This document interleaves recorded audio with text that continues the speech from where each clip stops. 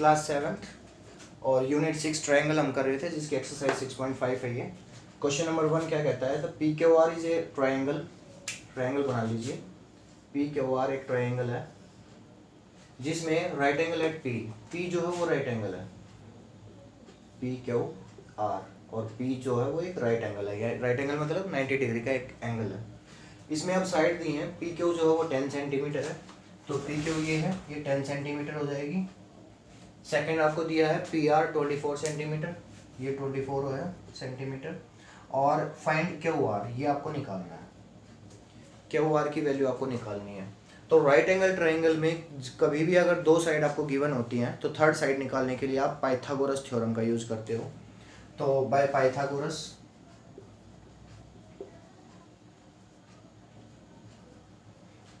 Theorem में क्या होता है, सबसे बड़ी जो साइड है उसको हाइपोटेन्यूज बोलते हैं, तो H square, hypotenuse square that is equal to the sum of other two sides. Other two sides कौन कौन सी हैं, एक बेस है एक परपेंडिकुलर, तो hypotenuse square is equal to perpendicular square plus base square.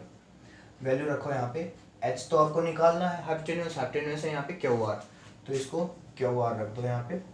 Perpendicular आपको गिवन है, ये क्यू पी है 10 सेंटीमीटर, और बेस गिवन है 24 सेंटीमीटर। यहाँ पे इनका स्क्वायर था तो इसलिए इनका भी स्क्वायर हो जाएगा, और 10 स्क्वायर कितना होगा 100, और 24 का स्क्वायर होता है 576। इन दोनों को ऐड करोगे तो ये आ जाएगा 676। यहाँ पे स्क्वायर था क्या वार का, तो स्क्वायर जैसे ही हटेगा तो दूसरी तरफ वो रूट बन जाता है, और 676 का जो रूट होगा वो 26 होगा। तो क्यू वार की जो वैल्यू है ये साइड आपकी निकल जाएगी 26 सेंटीमीटर। ओके, सेम इनसे क्वेश्चन नंबर 2, एबीसी एक ट्रायंगल है जिसका राइट एंगल है सी पे। तो एबीसी एक ट्रायंगल बना लीजिए जिसमें राइट एंगल सी है। आगे AB 25 सेंटीमीटर, अब की बार हाइपोटेन्यूज आपको गिवन है 25 सेंटीमीटर। AC 7 है, AC ये था परपेंडिकुलर, और बेस आपको BC निकालना है। तो वही थ्योरम रहेगी, H square is equal to P square plus B square. Pythagoras theorem आपने यूज किया है यहाँ पे थर्ड साइड फाइंड करने के लिए। हाइपोटेन्यूज आपको दे रखा 25, परपेंडिकुलर 7 दे रखा है, और बेस निकालना है। बेस कौन सा है यहाँ पे BC, तो इसको रख दीजिए BC। 25 का स्क्वायर होता है 625, और 7 का स्क्वायर होता है 49। 49 की आप साइड चेंज करोगे तो माइनस हो जाएगा इधर आके, that is equal to BC square. Okay, अब इन दोनों का डिफरेंस ले लीजिए, ये कैरी लेगा 15, 15 माइनस 9 करोगे तो कितना आ जाएगा 6। यहाँ पे कितने बचेंगे 1, अब 1 फिर से कैरी लेगा 11 हो जाएगा। 11 माइनस 4 करोगे तो 11 माइनस 4 कितना होता है 7, और यहाँ पे बचेंगे 576। इसका स्क्वायर था, स्क्वायर हटेगा तो दूसरी तरफ जाके वो रूट बन जाएगा, और 576 रूट होता है 24 का, देन BC आ जाएगी 24 सेंटीमीटर। ये आपकी साइड निकल गई BC 24 सेंटीमीटर। ओके, ऐसे ही ट्राई करने हैं आपको। क्वेश्चन बहुत सारे हैं इसमें एक्सरसाइज में, बट सारे एक ही थ्योरम के बेस पे होंगे सारे के सारे। वो पाइथागोरस थ्योरम आपको यूज करनी है, H square is equal to P square plus B square. Next question देखते हैं। क्वेश्चन नंबर 3 में क्या कहता है, एक 15 मीटर लॉन्ग एक लेडर है, ये 15 मीटर लॉन्ग एक लेडर है, एक सीढ़ी है जो कि एक विंडो के साथ हमने लगा रखी है। ये एक दीवार है और इस दीवार में एक विंडो है, इस विंडो के साथ में हमने इस सीढ़ी को लगा दिया। अब वो ये कहता है कि भी आपको फाइंड करना है इस लेडर के फुट और इस वॉल के जो फुट है बेस है, इसकी दोनों के बीच की डिस्टेंस कितनी होगी। Find the distance between the foot of the ladder and to the base of the wall. तो इनके डिस्टेंस आपको बेस निकालना है, यहाँ पे ये वाली डिस्टेंस फाइंड करनी है। तो ये क्वेश्चन नंबर 3 है, आपने यूज किया है यहाँ पे Pythagoras, H square is equal to P square plus B square. Hypotenuse आपको गिवन है दैट इज 15, परपेंडिकुलर भी गिवन है 12, और बेस आपको निकालना है ये, इसको हमने लेट कर लिया ए। ओके, देन 15 स्क्वायर कितना होता है 225, 12 का स्क्वायर 144, साइड चेंज करोगे तो माइनस 144 हो जाएगा, is equal to A square. दोनों का डिफरेंस ले लीजिए, कितना बचेगा 5 माइनस 4 1, देन ये 12 हो जाएगा, 12 माइनस 4 8, और ये 1 1 माइनस 1 0। तो अब ये इक्वल टू आया ए स्क्वायर के। अब स्क्वायर हटेगा तो दूसरी तरफ जाके क्या बन जाएगा वो रूट। 81 का रूट कितना होता है 9। तो जो बेस की डिस्टेंस है ये 9 मीटर की आ जाएगी, ये 9 मीटर है। ओके ओके, नेक्स्ट देखते हैं हम। In question number 4, which of the following can be the side of the right triangle. ये जो साइड आपको दे रखे हैं इनमें से आपको बताना है कौन कौन सी साइड जो है वो राइट ट्रायंगल की हैं। अब राइट ट्रायंगल की साइड के लिए आपने अभी एक कंडीशन की थी पाइथागोरस में, H square is equal to P square plus B square. तो एच मीन्स हाइपोटेन्यूस, ये सबसे बड़ी साइड होती है। सबसे बड़ी साइड यहाँ पे आपको कौन सी दिखाई दे रही है, 6.5, तो एच हो गया 6.5। और जो परपेंडिकुलर और बेस बचा है इन दोनों में से आप कोई भी ले लीजिए।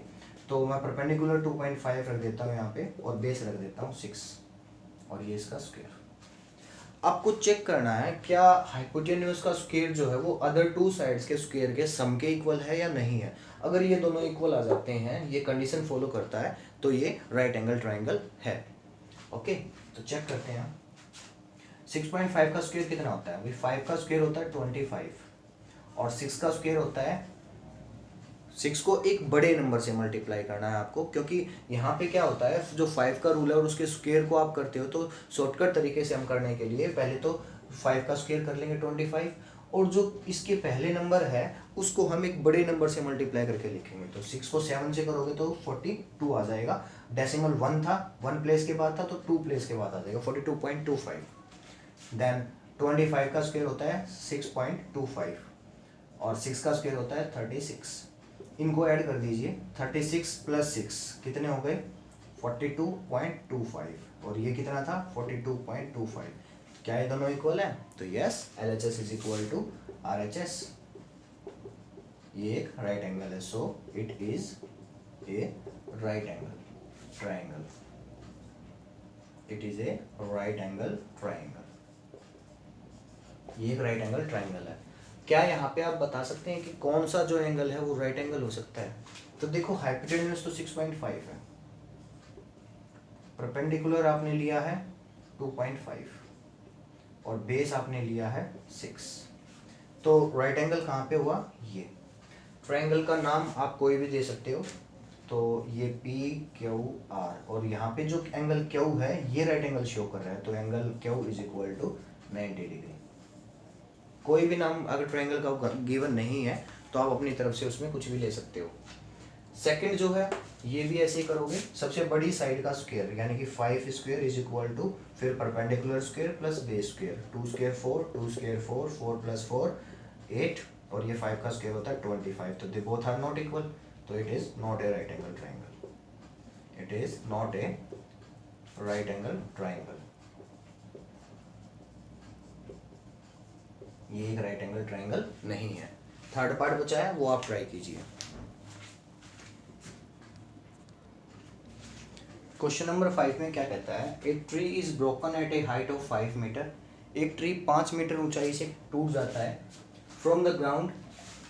ये एक पेड़ था, ये जमीन पे है, और ये 5 मीटर ऊंचाई पर जो है टूट जाता है। तो मैं यहाँ से इसको तोड़ देता हूँ, ये 5 मीटर की डिस्टेंस है इसकी। Okay, from the ground and is top it touches the ground at the distance of 12 metre. इसका जो टॉप नीचे गिरता है अब ये टूट के यहाँ से, तो ये नीचे गिरने के बाद उसने कहा at the distance of 12 metre from the base, वो इसके बेस से 12 मीटर की डिस्टेंस पे जाके गिरेगा। अब वो क्या कहता है, from the base of the tree, तो find the original height of the tree. तो आपको ओरिजिनल हाइट यानी कि ये प्लस ये पहले जितना ऊंचा था ना यहाँ तक, तो वो हाइट आपको निकालनी है टोटल। तो वो हाइट कैसे निकलेगी भाई, हाफ हाइट आपको दे रखी है, हाफ नहीं कह सकते इसको, कुछ पार्ट आपको दे रखा है, तो ये पार्ट आपको निकालना है क्योंकि ये भी टूटा हुआ ट्री था। ठीक है, तो आपको ये निकालना है x। इसको निकालने के लिए आप पाइथागोरस यूज करोगे, h square is equal to P square plus B square.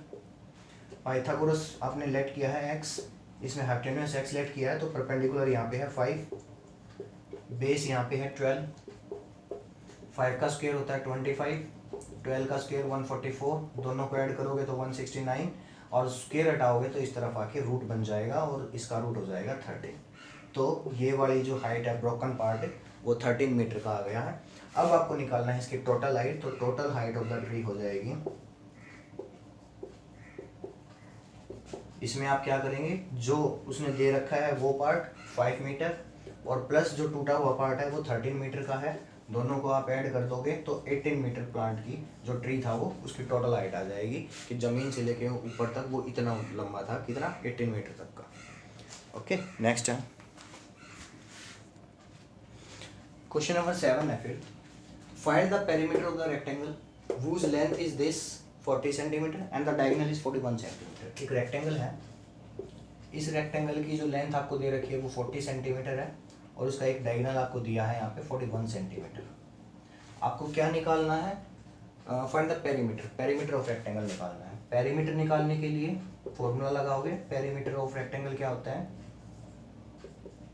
That is 2 into L plus B.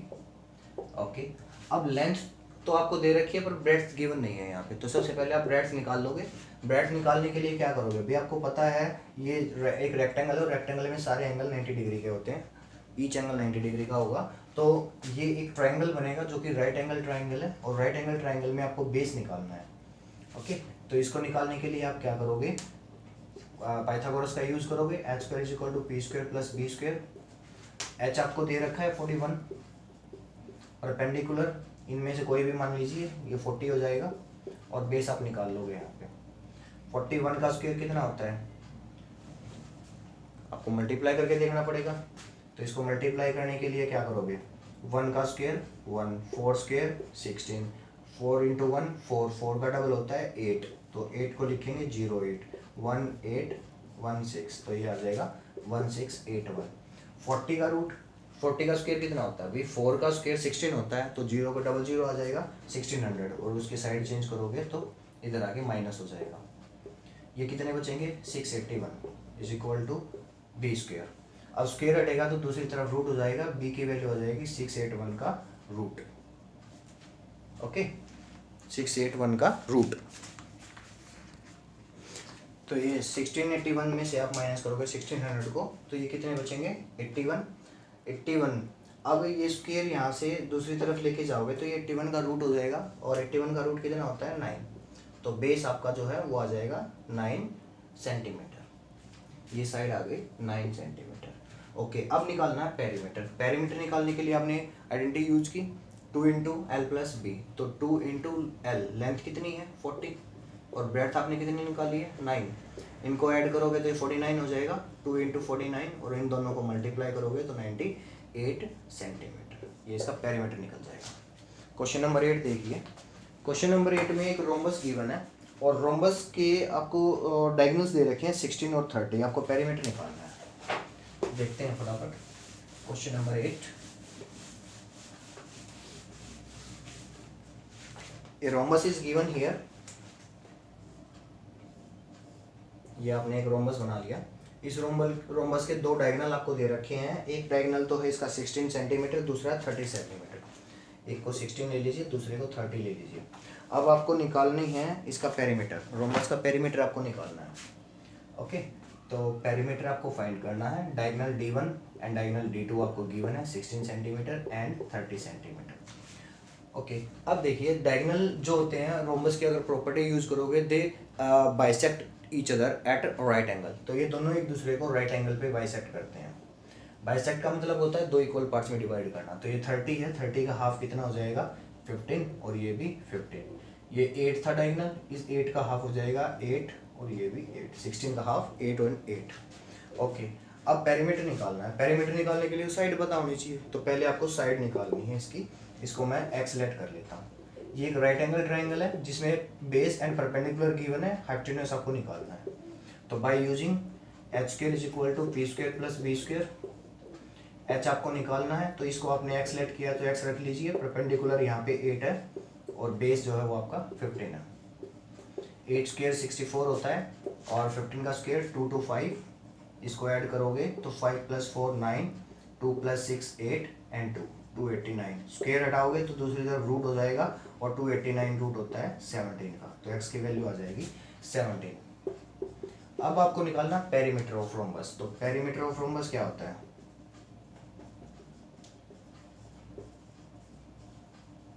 Perimeter of rhombus हो जाएगा 4 इंटू साइड।